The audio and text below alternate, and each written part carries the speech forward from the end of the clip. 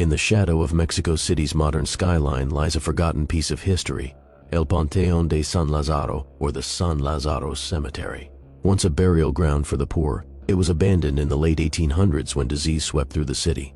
The gates were locked, but the dead never seemed to rest. Locals whisper that at night, the smell of copal and wet earth drifts into the surrounding streets, even though no one has stepped foot inside for decades. Camila, a young urban photographer, had heard these stories from her grandmother.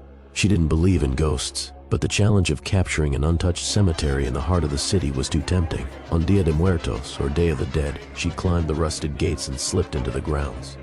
The air inside felt heavier. The city's noise faded into an unnatural silence, broken only by the faint sound of chanting. She followed it past crumbling mausoleums and headstones choked by ivy until she reached an open crypt. The stone door was ajar. Her flashlight flickered, then died completely.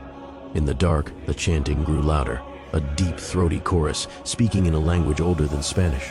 The scent of copal turned acrid, like burnt flesh. Something cold brushed her arm, and she turned to see shadowy figures rising from the graves, their eye sockets glowing faintly red. One of them stepped forward. She recognized him instantly. It was her great-grandfather, buried decades before she was born, wearing the same hat he had in the only photo her family owned. "Camila," the voice rasped, echoing in her head rather than in the air. Why have you come to wake us?" The shadows closed in. She screamed, but the sound never escaped her lips. The next morning, police found the gates to San Lázaro still locked from the outside. There was no sign of Camila, only her camera, lying in the dew-covered grass outside the fence. Every photo on it was black, except the last one. It showed the open crypt with dozens of pale hands reaching out.